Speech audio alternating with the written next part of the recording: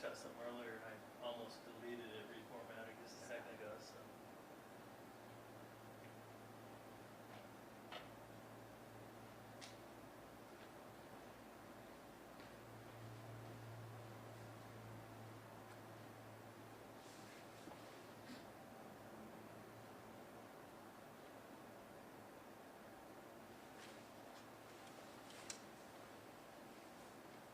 What's the guest? What's the actual name of the network?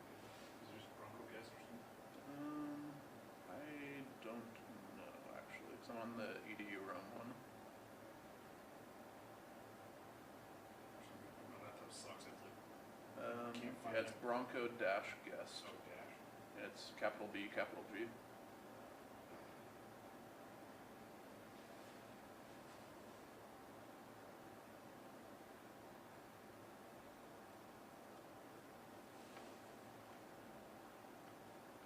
Dash or like Oh, like just a little, in the middle, not Yeah. on the bottom. yeah.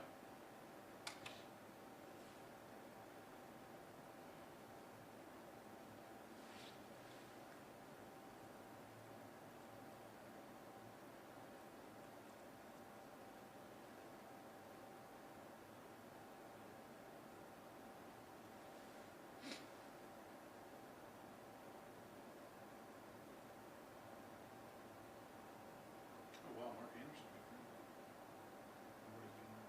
But anyway, I'm excited to announce I'll be the new sports reporter in Las Vegas for the Associated Press.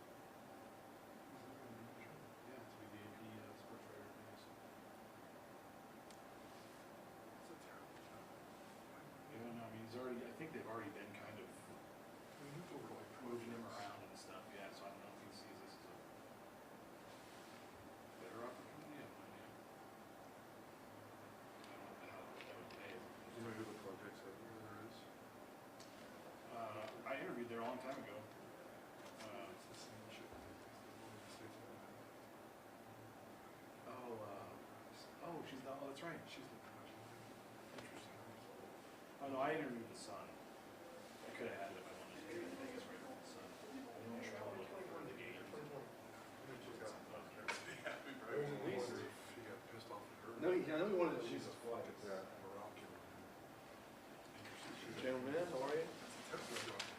I wonder what it pays. Guarantee you. At least they were in his position or something. Robotic Brendan. Again, that's the one I'm used to. It's too cool. Interesting. Is that what happened? Oh, a buddy of ours. Guy in Las Vegas is switching jobs.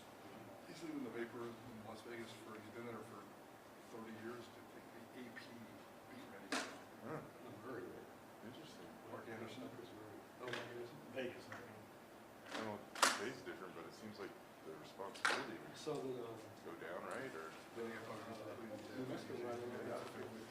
just hire them their own company. She's 16 years old, so I'm gonna go with she does not work here. wow, Yeah, I just looked at the date of birth, and it's 2006, and I hate that that's not a license. yeah, How did you find the license and a credit card? yeah, like just sitting out there together. It's a Like 16-year-old? 16-year-old. Now all of a sudden it's not too surprising. It's gonna be a mad parent Six- somewhere. I was gonna say dad somewhere. Wait, you and your debit both together? They're probably on hidden cameras. Boise State's campus? Yeah, exactly. Oh, great, perfect. Steve Virgil. But shoot, Oh, he's pretty good. Actually, Oh, he went to New Mexico to go to, somewhere in California. yeah, Bakersfield. He hasn't been covering the team that long. No, he was only in New Mexico for Okay, 2 years. Yeah. He took over They for started had, no, Gramercy. It was the other guy. Could you Pretty good imagine? idea. It wouldn't be bad. Gramercy for basketball. Wouldn't be bad. For basketball, he doesn't do football though, he just does basketball. He's been telling me it sucks. He's having to do some desk shoes and stuff. got her. 200. No kidding. I think So so. is Right, Murphy really? In Bakersfield? It's her middle name is the same. Seems like he would have like some kind of projects thing or sort of, I can't remember, he's pretty vocal about it on his Twitter page. I'll check that out. It's hard to do. Please keep me updated on this, Sarah, because I'm the best man. Yeah, no, I want to know too. That's a good timing for viewings. If there's money reward, I would love. Where'd she go? She's captioning it. Back up.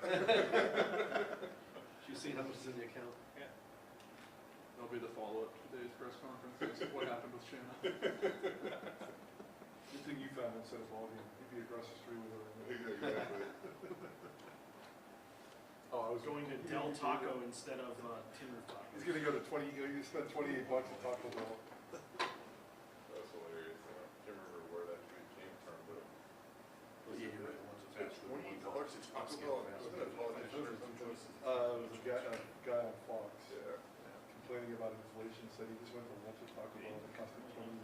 Yeah. It's a lot of Taco Bells. And then I brought it up on the radio and Johnny goes, I do that all the time. Really? Oh, speak of the devil. Sorry, the devil. Stop talking about it. Stop talking about it. Which one? Which one? How are you?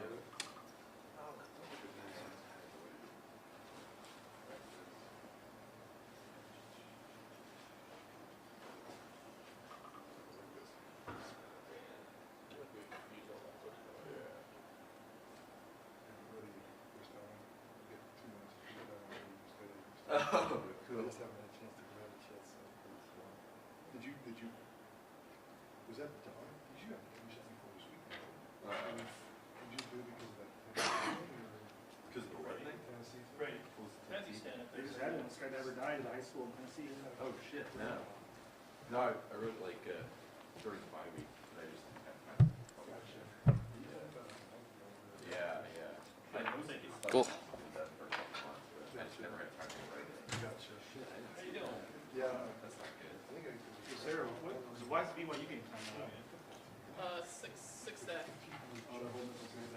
Set? No, it's not, it's the sixth day. I don't know. What? Find out Did I today. show you, or did No, you see the Sunday. I saw the picture. I didn't see a video. I saw the picture. The main picture. Did they give any options, or I know nothing. I've not gotten. sometimes they'll say it's like this or this or whatever. How don't you know, Sarah? Isn't that crazy? Let you down, I know. Pull it, watch. Not quite doing it. I don't think any of us are right now. That guy, I swear he should just be wearing Tommy Bahama shirts. It's so bad. Crazy. Thursday. I could just watch it a billion times.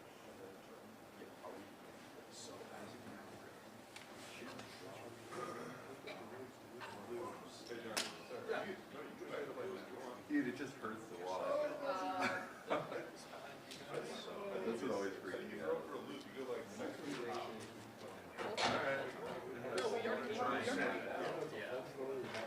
It kind of is. But yeah, I mean, it was cool because like all his buddies or whatever. I think there's one of the dudes like used to work security here, Michael Bowson. Yeah. He's he was like one of the main guys I used to know. He's super cool. Yeah, I thought for sure you probably saw that story on Weekend Channel. Good time to throw it out there. No. Well, also I usually when to get stuff edited for sports or whatever, I just send it to Fred. Tenny, Madison, some other commentator. So like, you got 100 people poking and prodding around. But yeah, I was like, I just needed them during the 5 weeks, 3 days. I could sit down and Pretty good, Dylan. Coach, how you doing?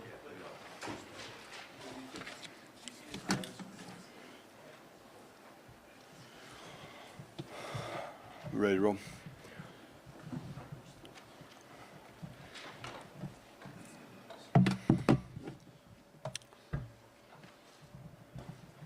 All right, here we go. Good afternoon. Happy Monday. You know, we're coming off of a road game that required all our effort. Really proud of the way the guys played, the way the coaches coached, the resilience it took to get that win on the road. But we've moved on here, and we got another huge challenge in front of us, a division game in a division that's really tight right now. And so it's one game at a time, and working to be diligent with our time to make sure that you know, we can put our best foot forward with our plan and our preparation throughout the course of this week. So with that being said, we'll take some questions. And you guys are one win away from bowl eligibility. I mean, how important is that to this program? To be honest, I didn't focus on that. I haven't really thought about that. Focus on our goal, which is to be 1-0 each and every week, and what it takes to do that, to keep building off of the things that we've built our momentum off of the things that we got to continue to get better at in all phases of the program, not just on the field. So obviously for every program in America, I mean, that's a goal, is to be bowl eligible.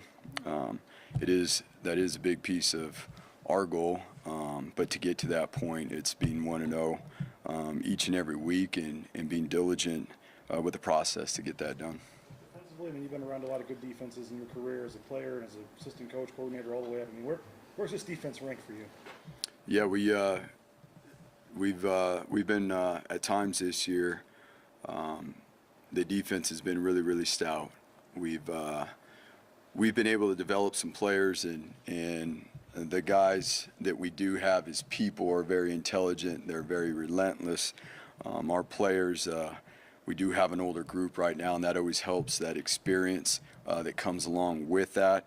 And we do got some talented players, and more importantly, we're just proud of how they work each and every week, how consistent they are. That's what it takes, because talent's talent. Having experience is one thing, but using it is another. And again, this week, it's going to require us to be our best. Each and every week it does. We've seen in college football that you can be one defense one week and be another the next, if not handled properly. It still seems like Talon is getting more comfortable with each week in terms of throwing the ball. How can you guys as coaches kind of help him take that next jump and really start connecting on more throws? Well, he was more productive last week from a production standpoint. And it's, this is playing college quarterback is a process. And again, like we said, every opportunity he gets to go out there, whether it be in practice and or doing it in a game when it is obviously a little bit different, that's an experience for him to learn and grow from.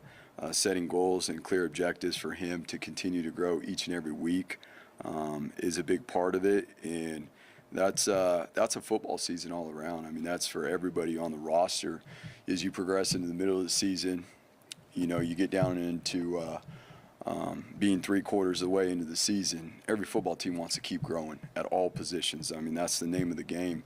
And we would only hope that we can continue to do so, again, by setting clear objectives, both in the meeting room, from our game plan to the practice field, and achieving those on game day. What does that mean, setting clear objectives? Like, is there an example of what that looks like? I mean, everything from basic fundamentals and techniques, and our drops, our progressions, different concepts. I mean, there's a lot of different concepts that we are building into our offense, and again, to do them all right at one time, that's very difficult. So as coach continues to build on to the things that we're able to do well, that takes more and more work. When you break it down through your eyes and through Dirk's eyes, it sounds like that there was a big emphasis during the bye week to make him better as a passer. Where did he get better as a passer on Saturday? Well, I mean, there was a couple drop back passes that were good examples. I mean, even the one that went as an interception, we were a little late on that throw, but the progression and him obviously hitting that seam ball to Steph. Again, he was a little late on that throw, which allowed the DB to make a really good play on it. But just even the things like that where we're just maybe a little bit off, continuing to build on it and finding the confidence that we can do it, just need to be quicker with that decision making. Would you like to see him in an ideal world run the ball more than 5 times, especially when RB1 and RB2 might be out? Yeah, I mean, definitely. And again, that comes down to us and making sure that we're very clear on certain play calls and what we're doing, what we're looking forward to seeing, and what we're really looking forward to getting out of it. And that will be a huge emphasis going forward, making sure that as we build the game plan, as everybody's asking what more, everybody wants more. Everybody wants more, but it's being able to be able to implement, get in the plan what we need, and do it really well. How do things change when you lose people in the middle of the game? I mean, discussions on the coaching staff, change calls. I mean, every game it seems like somebody, 2 or 3 guys probably get out and don't return. So how does that change things as a game? It is a game of personnel, right? They're the ones playing. So what we have in the plan, what personnel, that's where it comes together. Who are the guys that you want to get the ball in their hands? And that's football, and so As those things occur, again, that's always part of the game, and having a plan. Having a plan going into the game, and the different things that we're going to do if A, B, or C happens.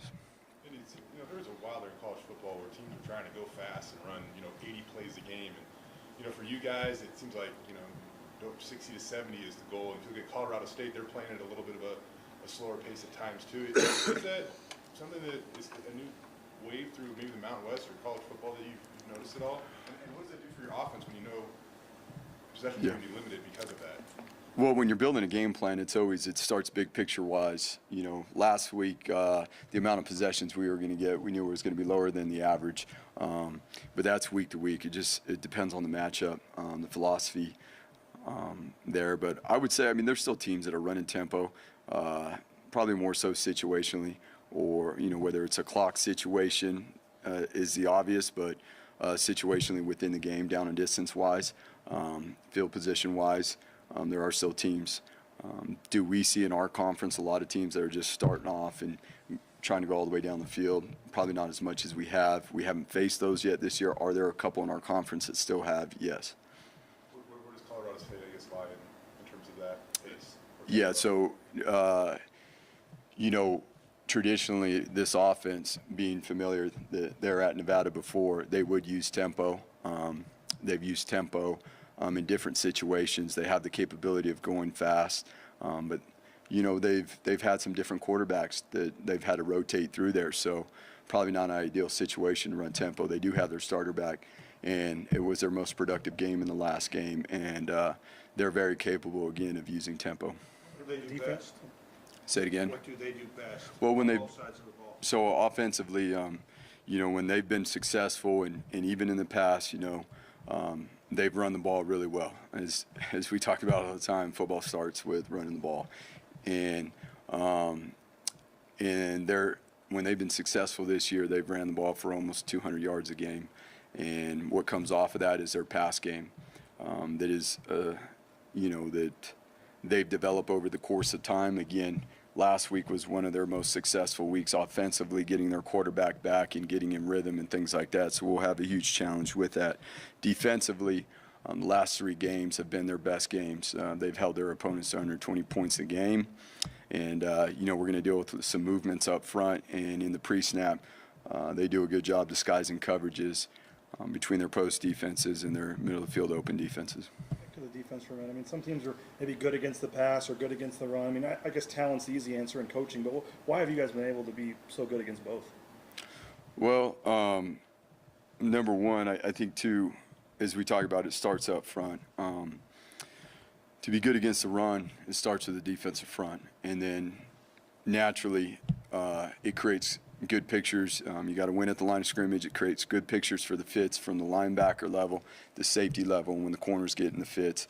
And then in the passing game, you got to be able to get pressure on the quarterback. And those are, for anybody playing defense, those are huge components of playing successful defense. And so, again, as we progress throughout the year, we got to continue to find ways that we can get better, because teams will adjust. Teams are going to have answers. The teams that we're going to play in this conference, they got really good coaches. They got good players. They're going to see the things that we've been able to do to help us be successful. We're going to work to take those things away. What stands out to about Dirk Koetter and kind of the mentality that he's been playing with? There's one play where he blocked the guy almost from the back of the end zone, and I think he picked up a foul at the end of the game there. But just what does he bring to that offensive line in terms of his mentality? Yeah, the mentality, obviously, of the whole offense, the defense, in the special teams is, how you create that mentality is through confidence. You got to play this game. This is a physical game. You got to play with a certain mentality, and it's got to be a real mentality that you can execute your responsibilities, and that is only built through the proper preparation and training. And that's, it's even before you get to the practice field. It's even before you get to the meeting room. It's how you lift, how you train, how you get yourself in all those areas. He brings that same mentality. Whether we're running decks, we're lifting in the weight room, we're preparing in the meetings, and then obviously at practice, he likes to play the game a certain way, but we got to make sure, also that, we're keeping it from the snap to the whistle and making sure we're staying within the framework. red zone touchdowns. Are you seeing a consistent issue there, and how concerned are you? Well, I think, you know, each and every week that's part of it too. You know, some of the things that we are doing on offense and seeing now that we've been 3 games in with Coach Koetter and Talon, and seeing what are the teams doing in the red zone. What is the plan for the defenses down there? It creates a clear picture of more so what the defense is giving us. And so where we grow forward based off of the last 3 games will obviously be huge for us to increase the red zone touchdown ratio. You know, it's kind of along those lines. You look at some of your biggest wins the last 2 years, and maybe you have had struggles in the red zone, but Jonah Dalmas he's been massive in some of your big wins over the last couple of years. How much of a luxury is it to have a guy like him, and how confident do you feel when you send him on the field? Because George Tarlas said something like he calls him automatic or something. Well, I know this. I mean, to have a field goal kicker like Jonah is huge. That he is very consistent in his approach every single day, how he approaches practice and all those things. Obviously, the other 10 guys on the field, from the snapper, the holder, the blocker, and all those guys being on point so that Jonah can do what he does is a huge part of it, and that's where we see it all come together.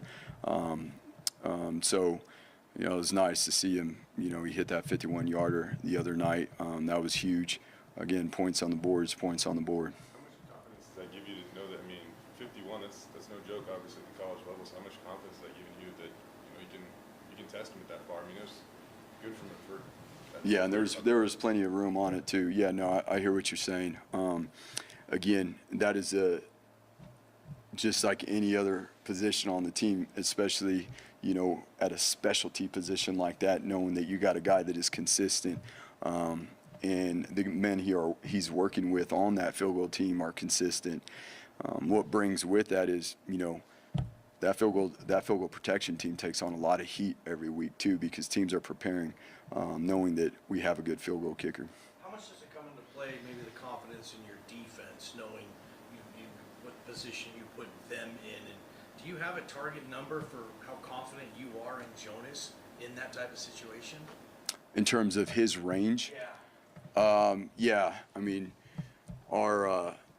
you know what, it varies just slightly depending on. Last week we were in altitude, right? We were playing a little bit of altitude there, wind, all those things. But as a baseline, where we want to be at as a program is that, you know, the 35 is, you know, our baseline always. We've got to recruit to that. We got to develop to that. That's just a program emphasis. And then depending on the environment of the game, where we're at, the elements of the game, where does it go from there? Again, wind, altitude, all those things. With Spencer Danielson, I know he had been kind of the co-DC before, but you kind of gave him the opportunity to be his first, you know, full-time DC gig here, and obviously you saw a lot in him. I mean, you look at what he's done to this point and leading this defense now. How impressive has he been? Yeah, I mean, the leadership that goes into it is everything. It's the organization is where it always starts, and as we talked about, creating that mentality through the hard work that it takes, you know, in the offseason to build a foundation of a defense, to make sure that we're fundamentally sound in all areas, all levels of our defense. There's a lot of work that goes into that. Needless to say, the work that goes in week to week to make sure that our process is the very best to give our guys a shot to be the best they can. He's done a really good job. Whether it's in the red zone or on fourth down, the defense has come up with some huge stops this year. What does this say about that group to be able to step up in such a big situation? Yeah, it goes right back into what we're talking about. It starts with how they're trained and the mentality of it. Knowing that in the course of the year, at any given time, we're going to be, as a defense, we're going to be put in those situations. And it comes down to all the training throughout the course of the year. Last week was a great example of that. And again, that's an every week deal. You know, there's new objectives every single week. There's a certain process that you got to handle each and every week to play your best in any phase of the game. But there's new objectives, and what are those objectives? What is the personnel that you're facing? What are the different schematic and tactical things that you got to handle, and all those things? And then obviously the DNA of what we do. How does it fit towards that? How are we going to make it come together? You mentioned that you got an experienced group on defense. I mean, whether it be you got a lot of 6-year guys. How has that helped you guys? Yeah, I mean, it would, again, there's nothing like that game experience from year to year. And even, guys like Caleb is way different than he was in his first year. He came on really last year, middle half to the end of the year, but even much so this year, just where he is at, and all the things that we're talking about that go into it, that play into this up until game day, his process and how he handles things. That experience is not only in game time, but how you get ready for the game time. 1 through 11 on your defense. Have you ever had a group of guys that has tackled as well as consistently as you guys have? No, I mean, it is tackle football, and is talk about the schemes and everything else, and whatever team we're playing, what are they doing? Yeah, there's always those challenges, but it is tackle football, and to be able to spend the time on the basic fundamentals of the game, and not being concerned with taking away from the big picture scheme stuff so that you can be a good tackling team is something that we always have to remind ourselves of. And it's not just defense, it's special teams too, and making sure that the whole team can tackle well. The offensive players are going to play on special teams, so that's a big piece of this game. Do you expect George and Ashton to practice this week? Next question. Tyreek Jones has been one of your most aggressive tacklers this Yeah. year. How important is that aggression in that nickel position? I mean, that's why, going back to the summertime and sliding T. Jones to that nickel position, not only the other things he can do from a coverage standpoint, whether it be man's zones, but, at that nickel position, you got to be able to play in the run game. You got to be able to blitz. You got to be able to tackle. And at that position, when that guy can do all those things, it allows you, to play the book and to be multiple on defense, not just schematically, but like what we're talking about fundamentally. And he had a really good game. Ty Jones had a really, really good game. And we saw him start fast. And again, a new challenge this week, but all the same things from that position that are going to come up. How much he made the first play -5, and he was on the tackle on the second play, I think it was like a -2. How much does that first or second play set tones for maybe? Yeah, I mean, that's a huge part of the game. Starting fast is always, I mean, it's momentum creators, that first drive, on either side of the ball and how you're executing on specialties. Those are huge, huge deals for momentum. And, that happens too, like we were talking about after the game, just our scout team and the looks we get from them. How close can that be to what it's going to look like on game day? And that's a huge part too, as we talk about some of the things that the defense is doing. Well, our scout team O-line this year, our scout team is a little bit different. It's a little bit different. We got some guys on the scout team that that are going to be really good players for us here, and their development even from a month ago to where they're at right now is huge for us in our preparation every single week. And so that leads to, if the looks we're getting in practice and the speed of it and the correct looks allows us to start faster. And that's no different, obviously, for the defensive scout team and what they're working to do for the offense every week. You asked me about Leon Noah after the game, but I mean, I'm not sure anybody could have ever envisioned him getting 17 carries in a game this year. But for him to come up and be ready in the second half, what kind of luxury was it to have a guy like that on the bench? Yeah, and that's to what we're talking about right now, just the overall development in the program. Maybe some of the guys that we don't see all the time that aren't getting the carries or the catches, but behind the scenes they're developing, whether it's them helping the team get prepared on scout team or maybe they are getting some reps but not a ton in the game. And, he's gotten throughout the course of the weeks leading up to this point, he does in practice. I mean, he gets reps, a fair amount of reps with the offense, playing running back, obviously. And it was just this week due to some circumstances personnel-wise where his number got called. And it was awesome to see him respond, not only carrying the ball, but, catching the ball as well, and what he's done on special teams. And I think you probably would have liked a little more yards, only 54 yards or something, but just in general, being able to be out there 17 carries. I mean, if you have to have another game with him and Crow and Caden Dudley, leading the way, I mean, are you confident in those 3, 4, 5 guys? Yeah, I mean, it's always, that's football. And at this point of the year, everybody is, it's, again, we talked about it's a physical game. And so being able to build the depth, within the backfield, both lines, all the positions. That's a huge part. Can you believe it? We're almost to, Halloween.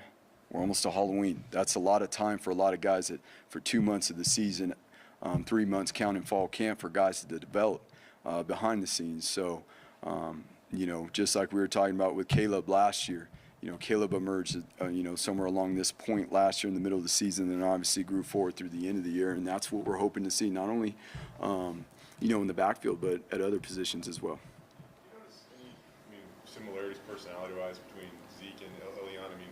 We asked Zeke about his brother after the game and just being a part of this program. It almost seemed like he's moved to tears. So have you noticed it, how Zeke influences his little brother at all? Yeah, they're really close. That's a big part of, why Elian's here is they're extremely close. That family, the Noah family, is extremely close. And,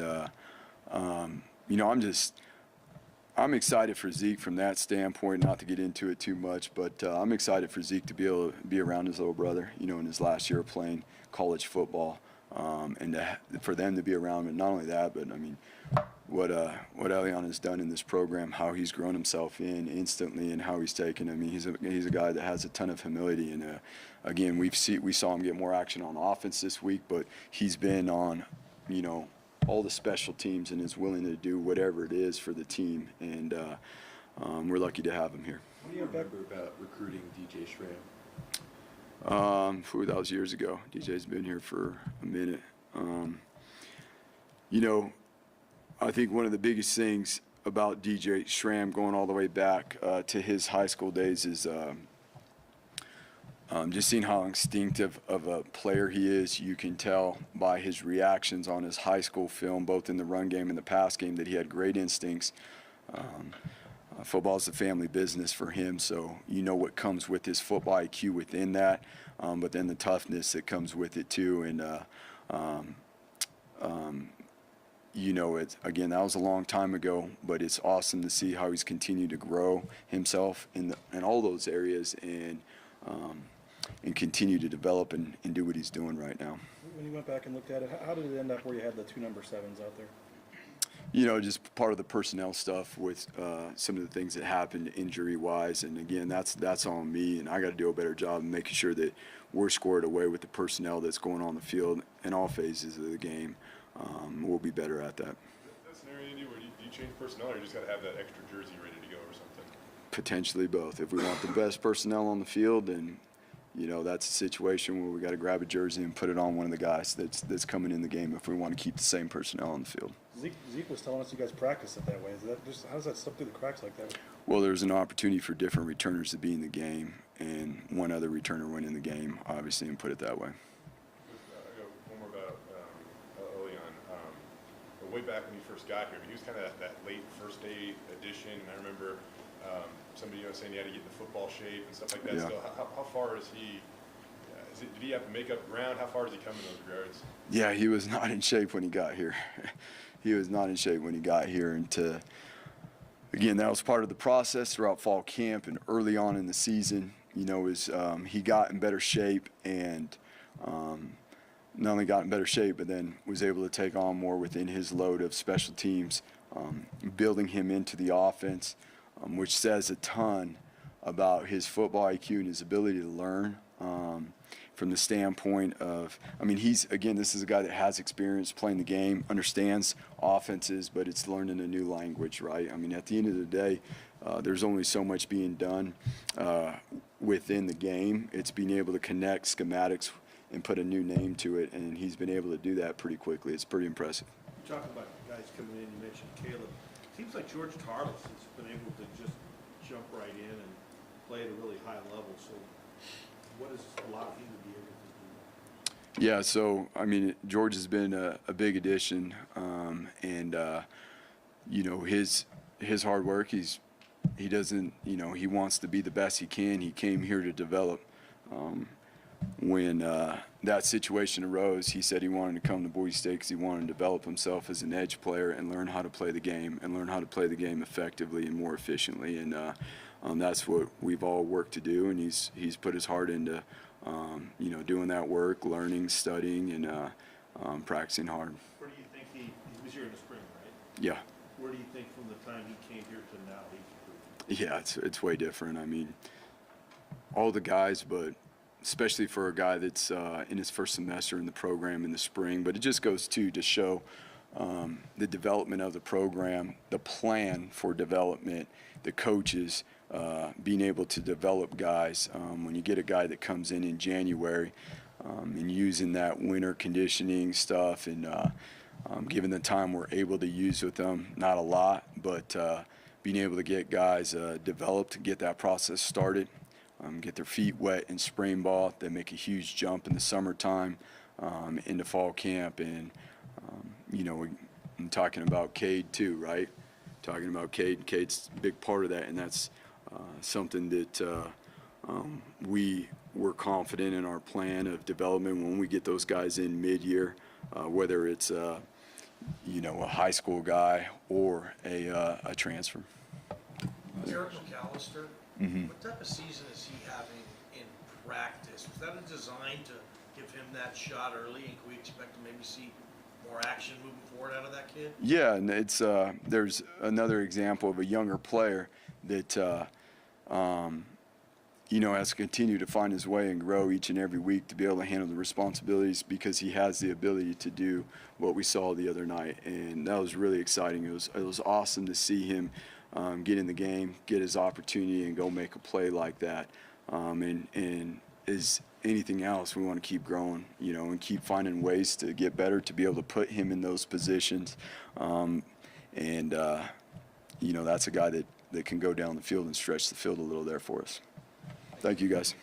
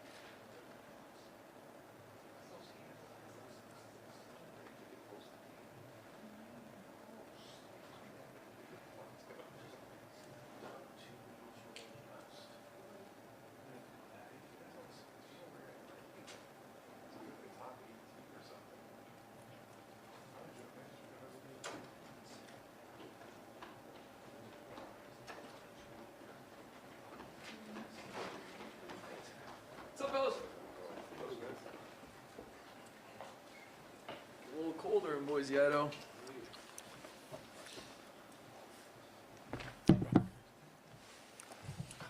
How are you guys doing?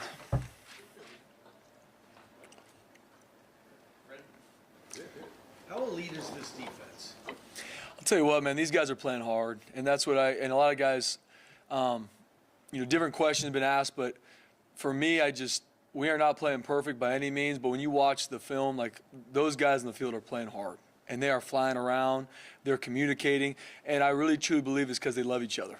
You know what I mean? They're playing for the guy to the right and their left. They're out there trying to make sure they're doing their job so that they don't leave their brother in harm's way. And especially a game like Air Force where it is an absolute dog. Every game we play is a dogfight, but especially obviously the nature of that offense. It makes it even more. But I really just hats off to our players, man. They're playing at a high level. They're playing hard. And once again, like even we talked about last week, not perfect. A lot of stuff we got to clean up. A lot of things that Pursuit and these guys playing hard has covered up, you know, maybe a misfit or a miscommunication. So we're working to make sure those things don't show up. But the biggest thing that I'm very proud of is just how hard our guys are playing. Not perfect. We got a long way to go. We got, obviously, week in and week out, you want to keep growing. That's the goal in every phase you're in. But I love this group. I love seeing them every day. They love playing for the guy to the right and their left. Now we just got to keep growing. Whether it's in the red zone or on fourth down, you guys have come up with a lot of big stops this year. What goes into making those big stops? I mean, it's the players making plays, and a lot of it for them is their prep to know, okay, what are they trying to do in this situation? If it's the red zone, if it's third down, fourth down, whatever it is. I mean, you guys go up in our facility the rest of the day, you're going to see guys in here studying, working through it, and that's where it comes from. The confidence you have in those biggest moments to be able to execute and win that big moment comes from your prep. And from the top down, from our leaders to even younger guys that are playing more, it's them showing them this is what it takes. So when you get to the game, you can have the confidence to execute in the biggest moment. And playing elite defense isn't every once in a while. You know, to play really good defense, you have to do it every snap, because the second you don't, the second my eyes are wrong, the second I'm not doing my job, it's an explosive play, and that's obviously very average defense. And so working to continue to show it, because we've obviously been in here and talked about some of the games where we have given up explosive plays and didn't play to the level we believe we are. And so you have to live on that razor's edge of how you prep will give you the confidence to make those big plays and those big moments. You mentioned if you lay out for a second, somebody can hit a big play on you guys. How have you guys basically eliminated those seconds over the last month and a half? And does the experience of this unit, where you got a lot of guys that played a lot of football, play into that at all? Oh, 100% it does. I mean, you got a lot of guys that have been through this before. They know the process of Sunday, Monday, how to get ready to play confident in the game. So that's a huge part of it, Jay. And I think a lot of it is, too, just them understanding how big of a deal it is. Not only just them making plays, but how is it, just because you're trying to make a play, if you're not doing your job, that also puts the defense in a bad spot. And that's shown up. So just making sure guys know the biggest elite defense is everybody doing their job. Starts with your communication, your eye control, and then everybody doing their job every play. Not just now or just, you know, it has to be every play. And that starts in meetings, then goes to walkthrough, then goes to practice. And just getting guys used to that rhythm and that model is what has shown to help us eliminate some of those. Still, obviously, we gave up 6 in the game. We give up too many. We're still working our tails off to bring that to be less. But it's all our players in regards to how they prep to know that everybody wants to make a play, and that's a good defense. You want every single one of those guys fighting and scratching to get to the ball. We talk about productions at the ball. You got to get there, but get there doing your job, and that's something that we've been emphasizing, and the guys have done a good job with it.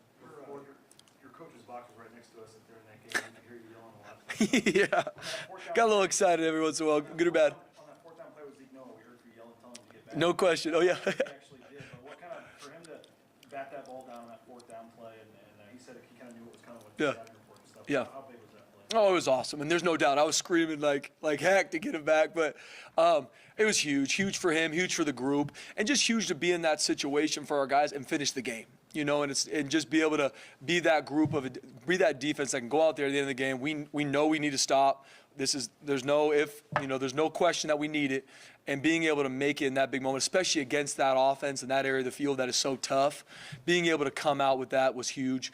And I think a lot of it, like I said, is for our guys prepping to where they understand off of sets a little bit more of what they're getting. At the end of the day, though, you got to be a ball player. You got to find a way to see your keys and make plays, and that's what they did in the biggest moment. Kind of to the questions earlier, it's prep so that we're going to see different stuff we haven't prepped for all year. That's what happens defensively. They can put in a whole new offense in a week if they want to, but it's our guys knowing what's my keys and what are some tendencies that we're seeing so I can react and play fast. Maybe. I tell them that 100%. No, those games are like, hey man, whatever you just did, I just joke with him about not being able to tip it to himself. But it's just, that's the thing for me with this group right now. We still got a long way to go. I really believe we haven't played our best football yet. I mean, because you watch the film, the details of it, there's still a lot to clean up. There's still steps that we need to take. But the way these guys are playing, how hard they're playing for each other, I am very proud of that. And I'm not going to take anything away from that. Part of being an elite defense is the eye candy. I'm talking like stats. And the media and fans like the stats. Outside of the final score, when you look at a game sheet at the end of the night or analyze your team on Sunday morning, what stats do you look at first? Yeah, no, obviously the biggest stats win the game, without question. Then for us, the big one, stop the run. At the end of the day, playing defense at any level, you can't do anything if you don't stop the run. So we kind of I have a checklist that I go through. Then it talks about, obviously, how you attack the pass game. Could be sacks, could be obviously all the different pass side of things. But for us, the biggest one is stop the run. And then it's eliminating explosive plays. If you stop the run and you eliminate explosive plays, more times than not that you're going to be perfect on defense, but you're going to feel pretty good about the product that happened that night. Those are the big ones we look at. And then obviously the last one's always third down and red zone. Those are the main ones that I look at, or that we look at to see that we're great. And our guys know it. We have a sheet right after the game. They know exactly what we're going to go through, and it's yes or no. Can I tell you guys, in life, and especially on defense, it's not, well, yeah, you kind of, this is our stat. Did we stop the run or not? And they're like, we did. Perfect. Move on. And these are some reasons why we did, and these are some reasons that if we don't get this fixed, it's going to show up next week, because the same team is going to look at that film and be like, oh, we got something on you. And so trying to make sure our guys understand that. And is that immediately post-game or like back here in town? Or? Back here in town, yeah. So we'll kind of have on Sundays, we meet with the guys, and that's kind of where we'll go through kind of like a post-game recap. Guys, this is how we did. And it's always, these are some positive things, guys. This is where we can build on. And then these are obviously some things that we need to grow in. And every week I tell them, like, don't ever think you're not going to come here and not have something that we need to grow in. Me included. I always find ways to make sure I tell them, guys, this is a call or a situation or how we taught this last week that I got to be way better at. And I apologize to that, and we'll get this fixed so you can be better next week. So we're all involved. We're all in this together, and that's something that trying to breed that in everything you do, because that's defense. Along these same lines, it seems like, for the most part this season, you look at the box score and Scott Matlock's stat line is, it's okay. Yeah. But to go back and watch how he impacts the game, how much fun is it, and how much does he impact the game? He impacts the game from snap one to the end, without question. One of the what I think is sometimes missed about Scott, obviously he's a great football player. He's growing week in and week out, but he's one of the smartest football players on our entire football team in regards to situational football, fronts, how an offensive line's attacking. Like, he is a guy that can get stuff fixed on the field quicker than anybody. And so he adds so much of that, and just situational awareness. I mean, he can feel what an offense is trying to do from a lot of different variations. And so he brings that to our defense, and just his leadership ability on the field. But there's a lot of plays as a D tackle that he doesn't get the tackle because there's three guys blocking him, and then a linebacker makes the tackle, and it's like, oh, great job to the linebacker, but no one sees the D tackle that's just fighting his tail off. And so we make sure we highlight those. But he's a monster part of what we do, and there's still, just like every guy on this team, including me, there's still a lot of stuff he can grow in, but Scott's impact is across the board. After the game, you kind of chased him down, ran after him, and you guys embraced in a long hug. Mm-hmm. What did that mean, and what do you say to him? Yeah, I mean, guys, I love these kids, man, and it chokes me. I mean, just the work they put in from January to day in and day out. I mean, just love these kids, and seeing them do what they do on a week-to-week basis. Now, once again, not perfect, but I see them in here early. I see them here late. I see them fight their tails off in the training room to get their bodies ready for these moments. So then when I'm able to see them do that, like a Scott Matlock, and that's only to name one, I mean, it shows me I want to go grab them, give them the biggest hug, tell them I love them, because I just know how hard they work to get to that moment. And then see them achieve that, like that's life. Like you worked your tail off, and it wasn't happening for you. You work your tail off, it's hard, and then all of a sudden you achieve the result because of the hard work you put in. And that's what chokes me up talking about these players, because that's what they're doing day in and day out. Doesn't mean it's going to be perfect on Saturdays. Doesn't mean we still don't got a long way to go and a long way to grow as a defense. But these guys are working hard, and so when I see them achieve some success and see things go the way that I want it for them, that's why after the game I wanted to grab and hug every single one of them, just because I see and I know the war they're in day in and day out to be able to do that. It's not easy. What we ask these guys to do, not easy. The schedule and what it takes to be an elite defense is not easy, but they're working so hard at it. So, anyways, I can go on a long tangent about some of that, but no, he was just one to name a couple that I just wanted to go grab and just love on him. Man. I'm very proud of him. Tyreek Jones has been one of your most impressive tacklers over the last month. How important is that aggression at the nickel position? Oh, it's big time. And honestly, you watched the film last weekend. He was very physical at the point of attack, and he was a violent tackler. He did a lot of awesome things for us on the perimeter, and it's really cool to see him do that. Be able to obviously cover a guy in the slot, which is usually one of the top receivers you're going against, as well as be able to set edges in the run game. There's not a lot of people that can do that, and having Tyreek Jones do that and seeing him grow into that role this year and still have some things that he's working his tail off to grow. And I mean, after practice, you'll see him have a couple. He'll be one of the last ones off the field, just working either techniques or ball drills, just because he wants to be great and he knows how much that position for our defense is paramount. And him working his tail off to grow has been awesome. But it's been cool to see him step up in a major way. I know Johnny asked you the first question about how elite is this defense, but when you look at the stats, and there's historic record-breaking stuff going on here. I mean, I know you're in the moment, you can't really tell. Yeah. I mean, are we seeing a historically good Boise State defense here? We'll talk at the end of the season. No, I mean, and that's really what I tell our guys. I mean, I think just like anything, to this point, like I told you guys, there's a lot to grow on, but we can be proud of how hard these guys are playing. Now, the stat line we look at week to week, okay, how are we doing, how are we growing, and stopping the run, third downs, all these things.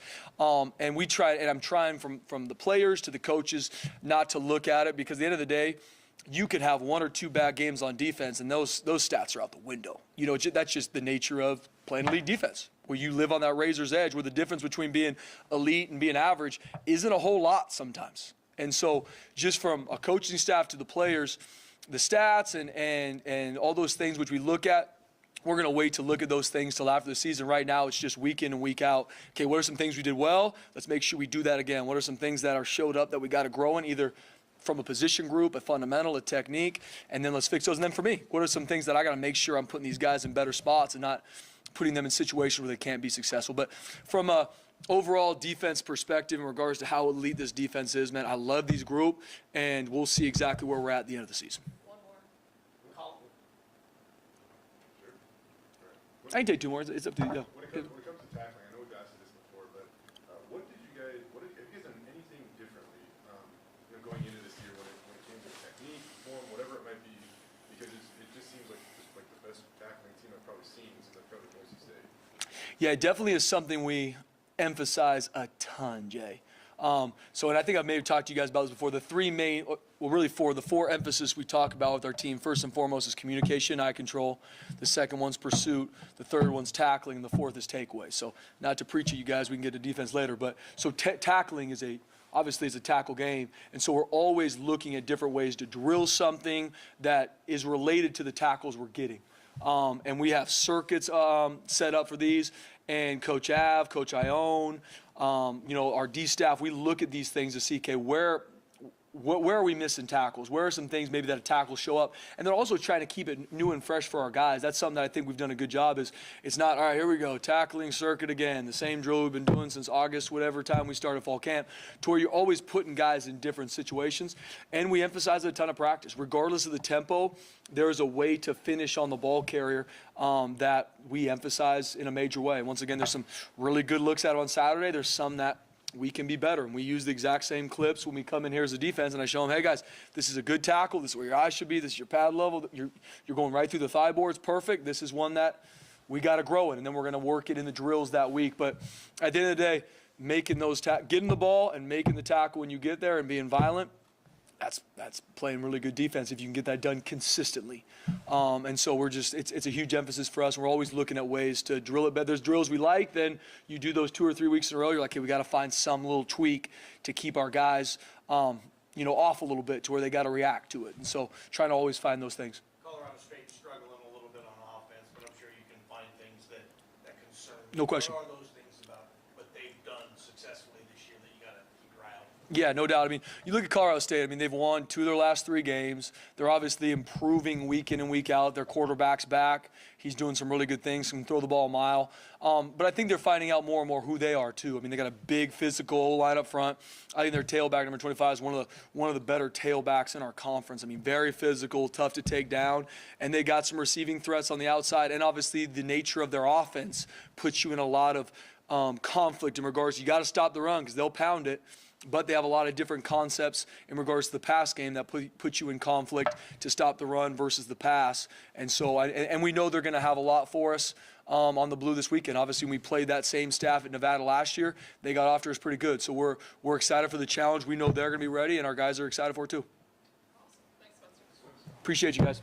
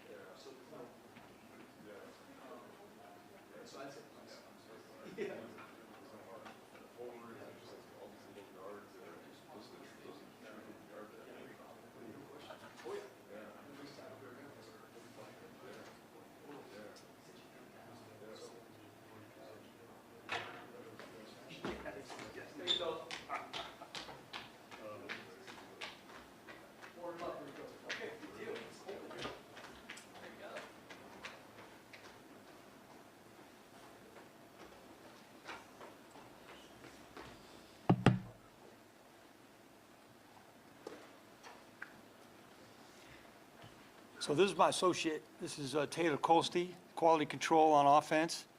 This is my right-hand man right here. This guy's going places in coaching. He's going places, and he's also a lot smarter than me on operating the equipment. So we got some visual aids to start off today. So I'm not. We got to get it pulled up. I'm going to tell you guys a little story, guys and gals, a little story to start today. Maybe. What was his name again? Taylor Colsty, Kolste. Quality control offense. Man of many hats. I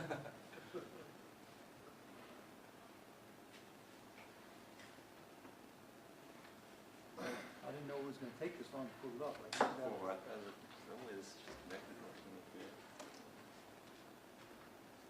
Luckily, I did try it on my own. I hope this is worth the story. You know? I thought this was going to be spectacular. It's better not be eating into our 15 minutes.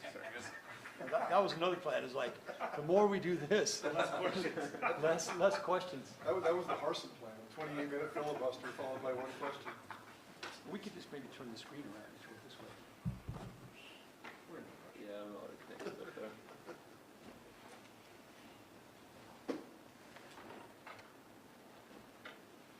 Okay. So, how do I click it to the next one? Okay. Yep. All right. So, take it back first. This is a story about how cool of a game football is and how it brings people together whether it's pro or college. This is a story of two young ladies in Charleston, South Carolina. My daughter Kendra on the left. Oh, shoot, I'm blanking on her name. Please bring the thing. And, ooh, I'll fill in the blank. I'll text you guys. Her last name, Knorr. Knorr. Her father happens to be the defensive coordinator of the Air Force Academy Falcons. Taylor, I think it is. No, it's not Taylor. Her and Kendra both went to North Carolina, UNC. Both got recruited to work for Gallo Wine and our next door neighbors in Charleston. So with their dads teaming it up against each other with the Broncos and the Academy last week, they had a watch party. They invited all their Gallo co-workers. Next one. And they even did their Super Bowl board. They had live wagering. Kendra was winning a lot of money in the first quarter, not so much in the second half, but a good time was had by all. And that just shows what a cool game football is, that Boise State versus Air Force played big in Charleston, South Carolina on Saturday night. All right, there's my presentation. Katie's her first name. Katie Knorr. Did they know each other before, or? No, they didn't, not till the Gallo thing. But they were at North Carolina at the same time. Okay, that's my time's about up. Cool story. We think we're going to break down some film or something for us. That would be fun. So, Coach, we didn't see Taylor keep the ball and run it as much this week as we have in past weeks. How much of that is by design, and how much of it is dependent on how the game is going? Well, it's mostly by how what the read tells him. So, since San Diego State, I mean, obviously, the secret's out that Taylor's a pretty good runner and pretty fast. So, teams have changed the way they're playing our read game, and they're doing more to box him in. And so, we would like Taylor to carry the ball more than he did. We had multiple reads called in the game, and again, if you were really watching that game, they blitzed us a lot in that game. They blitzed us off the edges a lot. They blitzed us on the inside a lot. So every blitz package they have changes the way their contained players are playing on the perimeter, and that changes the read for Taylor based on, are they squeezing, are they rushing up the field, and for the most part, they were trying to make him give the ball, but we'd like him to run a little bit more. What was open on the last run? What did he see that allowed him to get 15 yards? I think that was more a case of it was 3rd and 11, and he thought that was our best chance to pick up 11. Like we were telling him in those timeouts, hey, that's not how you want to start your 4-minute offense with a 5-yard loss. And it's tough enough to make a first down in 4 minutes when you're making 3 or 4 yards, but when you're -5 on the first play, and we're telling them in between, hey, we can still get the first, and we weren't going to throw the ball at that point because we wanted to keep the clock moving and we wanted to make them use all their timeouts. So I think that was more a matter of him just saying, I'm keeping it and I'm getting it. You talked about using the bye week to work on passing and fine-tune some of his passing. Where did you see difference? Where did you see a progress made during the game? Specifically in what areas?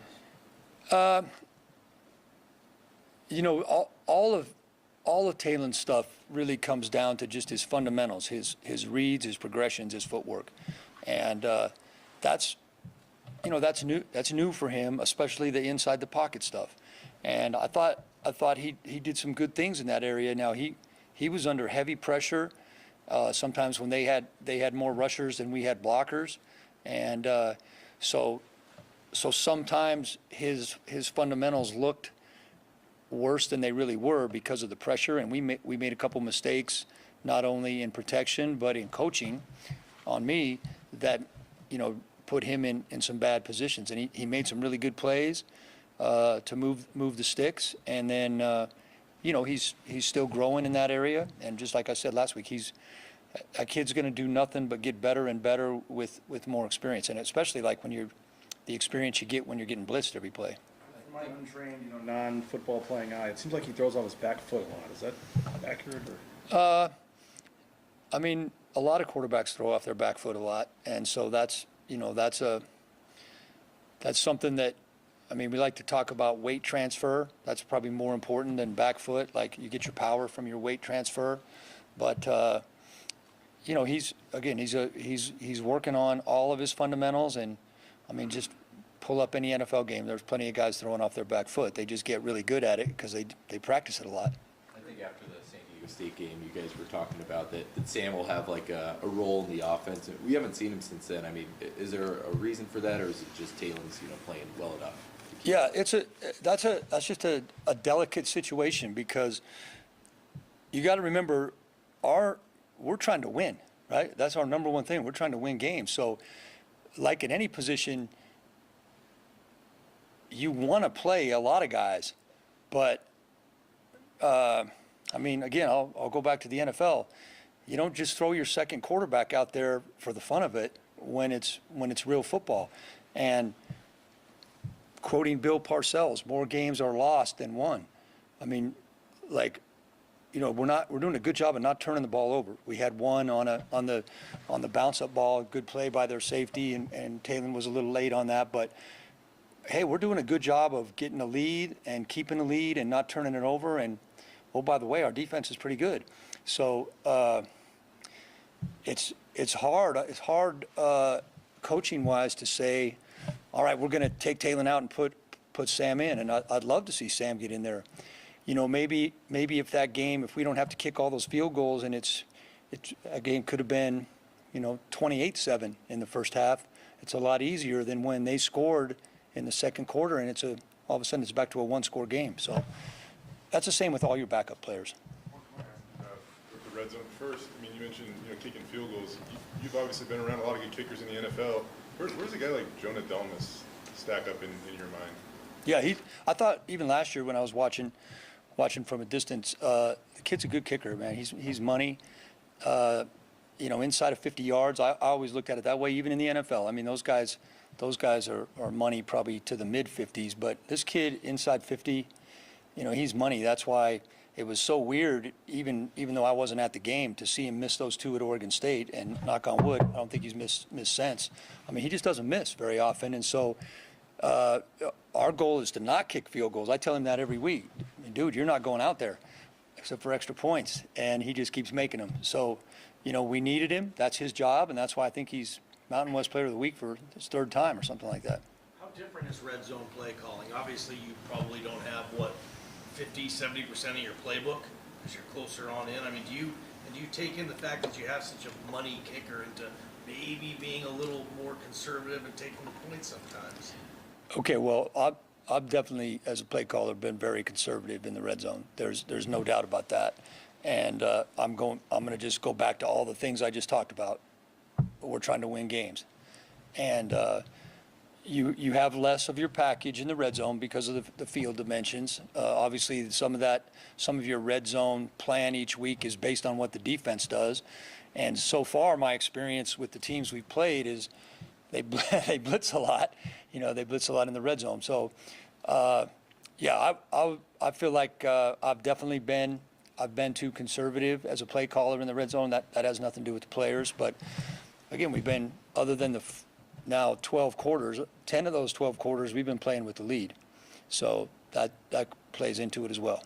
Just in general, talking about the red zone, as a coach, if you've got a better defense, are you going to, generally speaking, be more conservative if your defense isn't very good? Yeah, possibly. And then, I mean, time and score, right? Time and score affects all play calling. And, we've been fortunate to be playing with the lead, and we have a really good defense. So field position, and we need to score touchdowns. I mean, hey, trust me, I know. I talk to the guys all the time. There's going to come a time when that, we can't be 1 for 3 touchdowns in the red zone. We're getting a lot of points in the red zone, but we need to score touchdowns. We know that, and I got to do better with the play calling. One thing that obviously might contribute to that is the availability of a couple guys. How much do Ashton and George mean to this offense? And how much do things would change without them? Because, I mean, I know Tyler Crow does stuff well, but his skill set's obviously different than a George Holani if he's out there or something like that. Yeah, I mean, obviously those two guys mean a lot, and they're two very explosive players. I feel like running backs may be our deepest position on our team, and with Fato coming over from Utah State, what he did, a year ago at Utah State, and what he's already done for us, and Tyler stepped up big time. His role wasn't to touch the ball a lot. That was a great catch he made on the wheel route.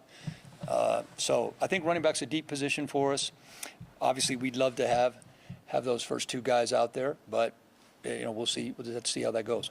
Does it change the way you call plays when you don't have those two, or can all four of them, in terms of the play calling, despite the difference in skill set, still be okay? It would probably change a little bit. Fato seems like he has a knack for stretching runs and finding that cutback lane. Is that innate in him, or something that you've worked with him on? I have not worked with him. He definitely had it when he came here. So I mean, he's got a great feel for stretch and cut. He's got a really good feel. And when I was just hanging around practice, watching in fall camp, I mean, after he got cleared to practice, he got here a little bit late, and after he got cleared to practice, I mean, that became readily available. You could really see that right off the bat in him that he had that. He's a tough guy. He's really good in protection. He's got good hands. The only thing he didn't do well is when we had that short yardage play when he was playing Wildcat quarterback, he didn't do a good job on the snap count. But I think he'd had one rep at that before we did it, so that probably was bad coaching too. There was a bunch of wide receivers who got in. Eric McAllister had a big catch. Obviously, he said what Tyler Crow did. I mean, how have you thought the receivers did last week coming off the bye? Way better. I thought our aggressiveness at wide receiver and our route depth and our separation that you guys asked me about last time was 1,000 times better, and we spent a lot of time on the bye week with that. Steph Cobbs didn't get a lot of chances, but that kid had a heck of a game. I don't know if you guys saw the play, the long pass to Ashton, how much he hustled and the block he got on their number 7, who's a terrific player. I thought Latrell had his best game of the year. I thought the receivers, McAllister's a guy that we're trying to expand his role. He's a playmaker. He's shown that in practice. And, we're trying to get him in there more. We just, I mean, one for 44 is a good stat line, but he kept talking to me on the sideline saying 2 for 88 is a better stat line. And he's probably right. With Green, his decision to run or not, when you went back and looked at it, like you said, the defense is obviously a big part of that. Was there some he should have or could have run with, or did he make the right? There was. Sam was warming up the finals Air Force series. Yeah. I mean, was that in play? If they were to score and take the lead, or did he do it on his own? No, he was warming up multiple times during the game. Sam was like, who's your team? Phillies? Seahawks. No, baseball. Mariners. He's like the Mariners bullpen. He was up and down a lot in that game. Seahawks. I don't like any of them. But all right, you guys have a great day.